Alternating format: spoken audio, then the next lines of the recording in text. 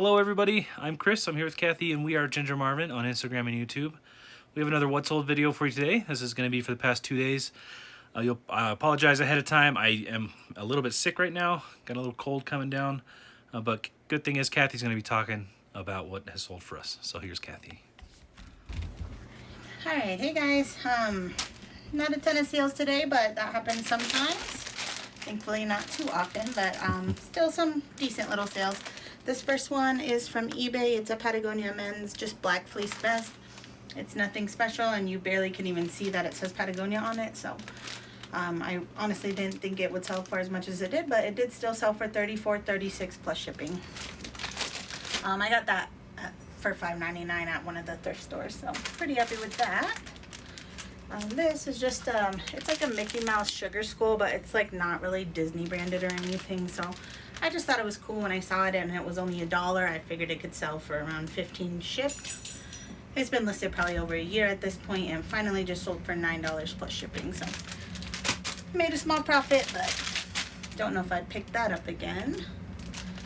And then this is the brand Henry and Claire. It's similar to like rags to ratches, like kids rompers.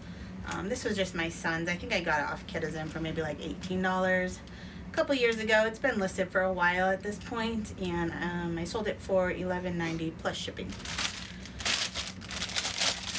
And then these is just a retail arbitrage from TJ Maxx find. I got these on their clearance for $10, and I listed them for $29.95, but with my eBay sale discount they paid $25.76 free shipping. Shipping was around $5. And then a couple Poshmark sales. This, if you follow me on Instagram, you probably saw in my story, but it's just some Nike shoes.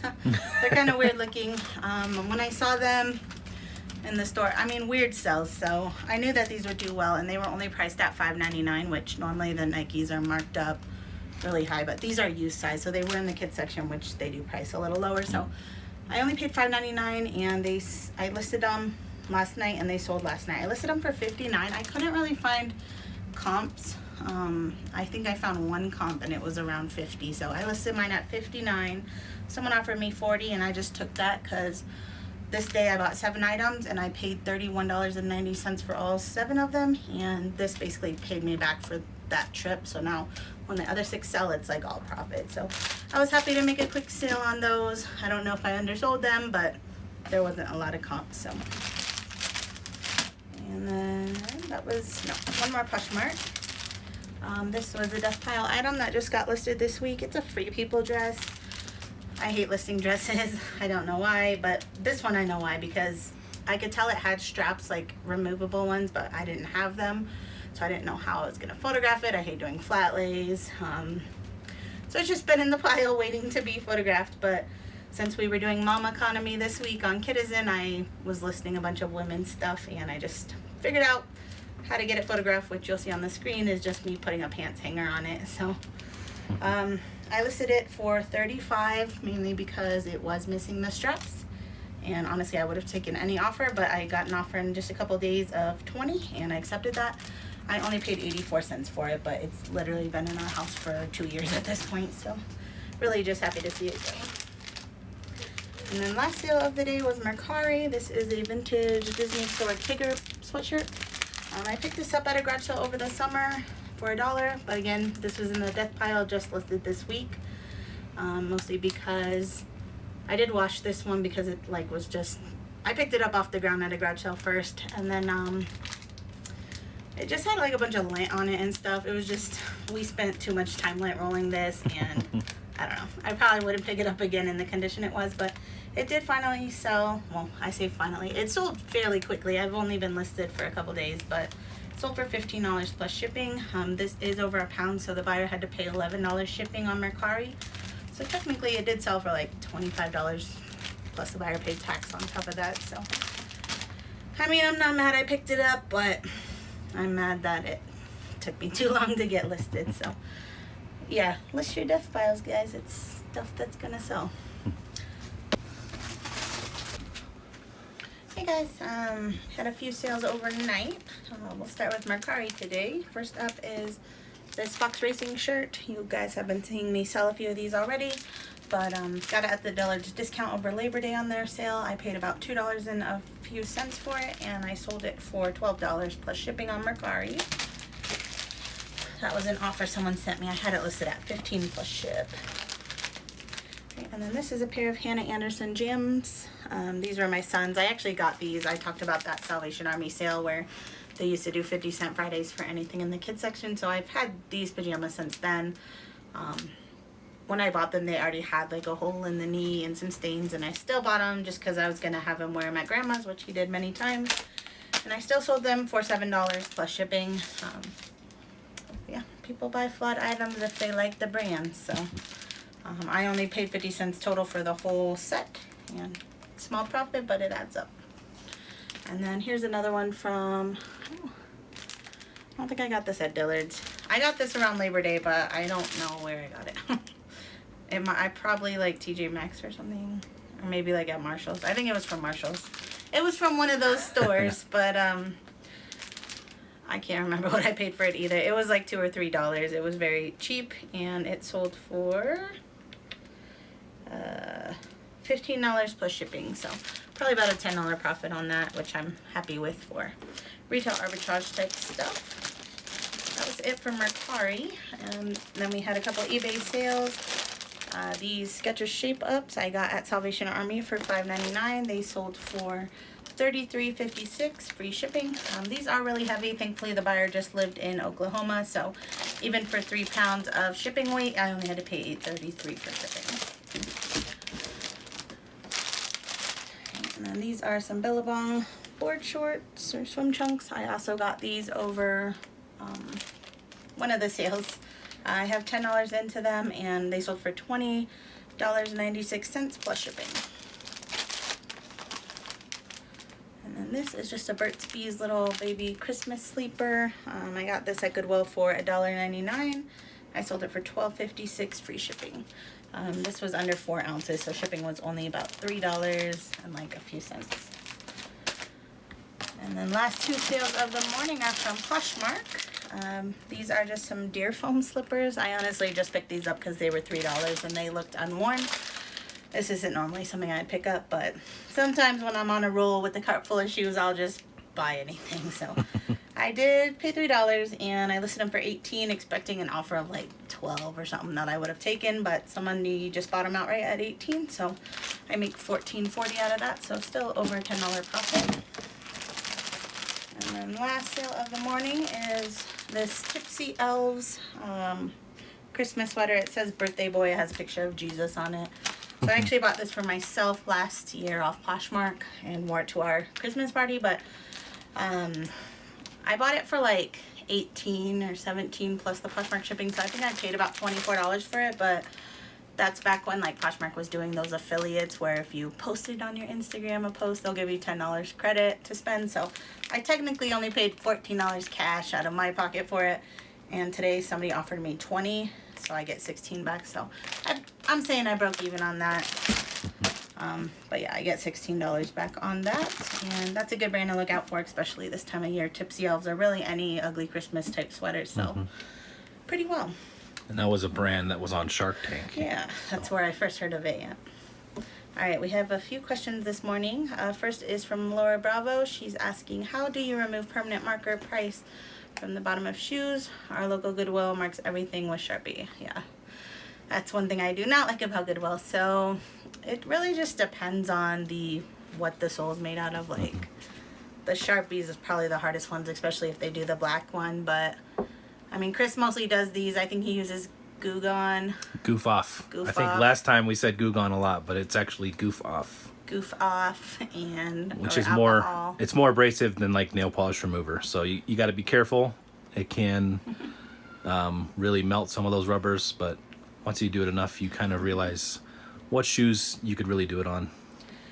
Yeah, so sometimes I'll honestly pass on a nice pair of shoes just because I can tell that the marker's already like seeped in so far that I can't get it out. But if I really can't get it off and I already own the shoes at this point, I'll just like make a circle over it or add some numbers. People will do that so it looks like more than 20 or, you know, can make it look like 200 or a barcode number or something. So we can do that. I mean, I've sold plenty with just I'll like draw a heart or something over it. People don't seem to mind that much. And then, which we recently tried to sell one of Connor's pairs of shoes that had. Yeah, when we used to go to our gym a few years ago, they wrote my son's name. This is before we were like really reselling, and I was like buying a few things full price. So I bought these shoes for him from the van store. It was like the first pair of shoes I bought him for full price, which was like $30, which is a lot for something for me to buy for my baby. But yeah, our gym, he wore them like once or twice, and they wrote his name in Sharpie on the side of the shoes. So they've been sitting in my death pile ever since, because I just didn't know what to do with them. I hated to throw them away or donate them. Not even on the bottom, like right on the side where everyone can see it. Yep.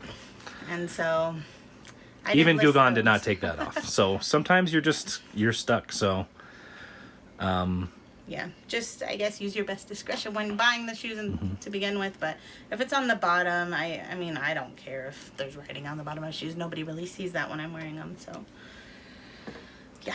Another tip is if you have leather shoes, use sandpaper. Don't use any kind of liquid on it. Just try to scrape it off with sandpaper.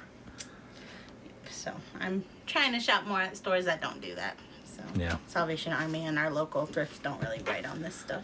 Yeah, we typically get a lot of the silver Sharpie, the paint marker kind of thing, and that comes off very easy with the Gugan. Second question is from Kristen Butler. She's asking, I've noticed you in more recent videos, you're not offering free shipping on everything, especially Mercari. Is that because of the processing fee they added? Do you have a formula for when to offer free shipping or not? So actually I've always done not done free shipping on Mercari, at least.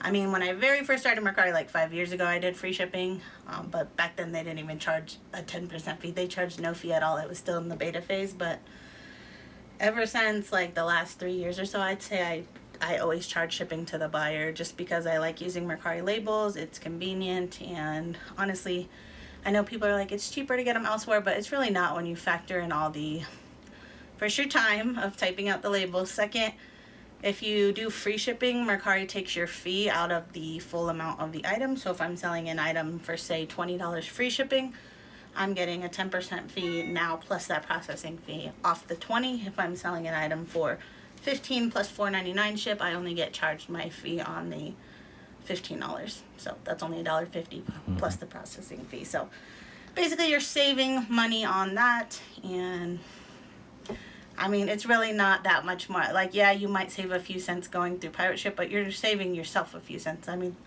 the buyer's the one paying shipping. I'm not going to go out of my way to save the buyer 10 cents. You know what I mean? You monster. So it's just way more convenient to use Mercari labels. So especially shipping just went up last week, and I mean, even this 4-ounce sleeper, which previously would have costed like $2.84 to ship, was now like $3.05 or $3.18 or something. So yeah, like even those smaller packages are going up, and Mercari's hasn't changed yet. I'm sure they will soon, but yeah, I don't do free shipping on Mercari because of that, and same with Kitizen. And Kitizen, there didn't used to be an option to charge for shipping, so you had to build it into your price, and I've just done that ever since, and I feel like most buyers are just accustomed to that, so I just keep doing it.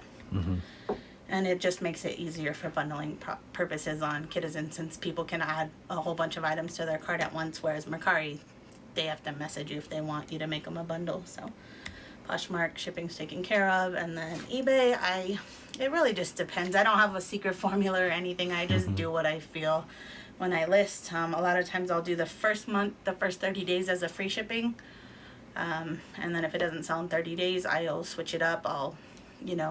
Because I've already built the shipping in the price. So like these Skechers, I think were listed at $39.95. To me, in my head, that was $30 for the shoes, $10 for the shipping, but I just listed them as $39.95.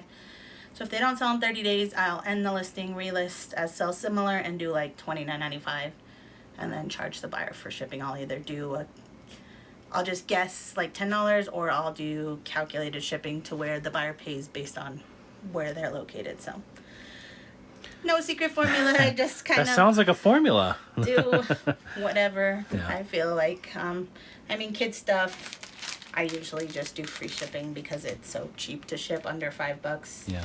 Even for like a pound. So honestly, the more you do it, the more you'll realize what works for you and what you like to do. And it's not, so I think a lot of people think of free shipping as I'm taking that out of my pocket. I'm not. I'm adding it.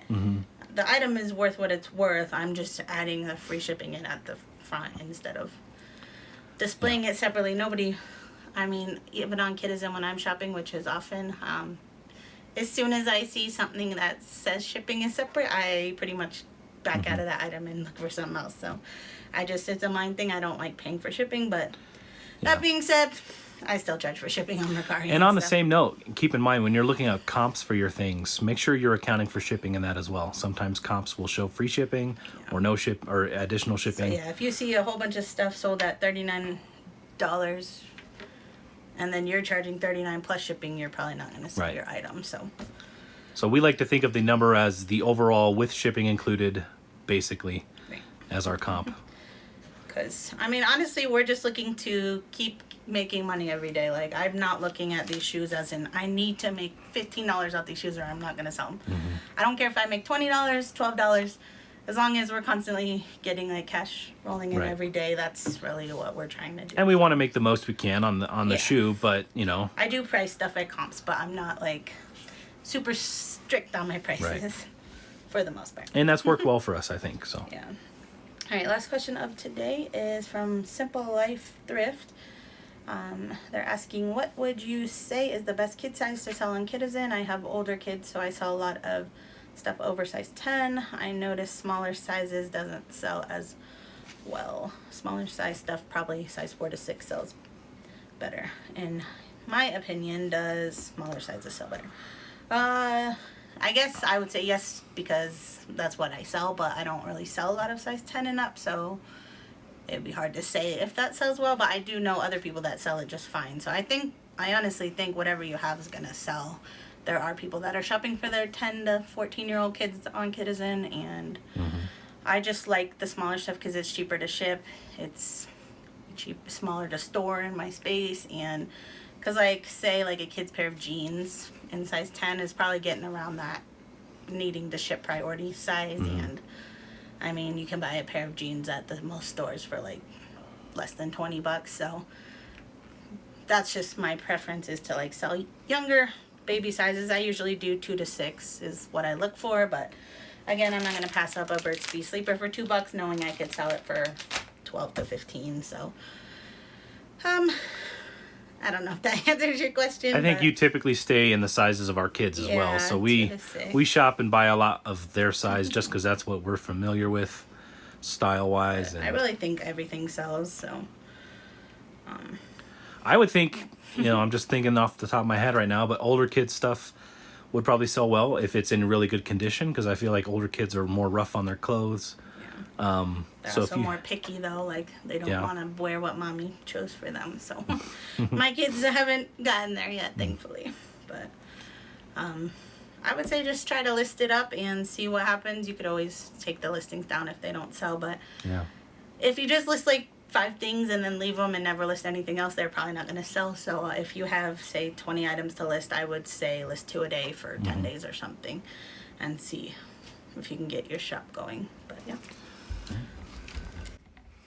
All right, that is going to do it for us today. Thank you so much for watching. I guess a little heads up on the desk situation. I did get a notification.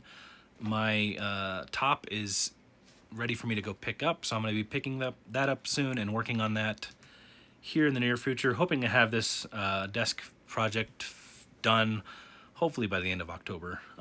That might be pushing it a little bit, but anyway, I'm not going to talk anymore because I'm going to go take a little bit of a nap, and we will see you guys in the next one. Bye.